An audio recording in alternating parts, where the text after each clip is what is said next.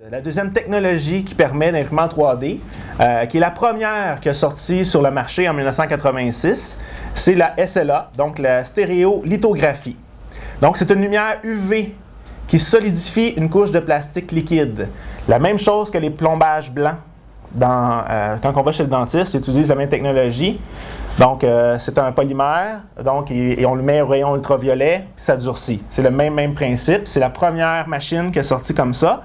On doit les fichiers d'extension. Quand on veut passer de l'ordinateur à l'imprimante, ça prend un fichier qu'on appelle un format STL.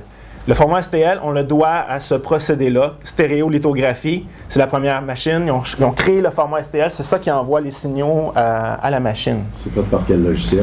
Il y a plusieurs logiciels qui font le STL, mais maintenant, même à partir d'AutoCAD, SolidWorks, Inventor, ils ont leur propre exportateur d'STL. Fait quand même le logiciel de dessin, de conception, il y a ceux qui utilisent Google SketchUp, il y a un plugin, un logiciel d'addition qu'on met à l'intérieur de Google SketchUp et il crée le STL. À partir de STL, on va voir ensuite les autres. Qu'est-ce qu'on fait maintenant avec le STL? On va le voir un petit peu plus tard. Alors, ce procédé-là, avant de voir le petit vidéo, vous avez la machine ici qui s'appelle ici The Form One. Fait que c'est fait par Formlabs.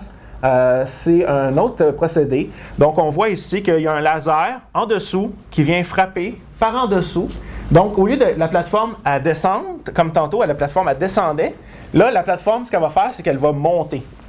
On va regarder la petite vidéo.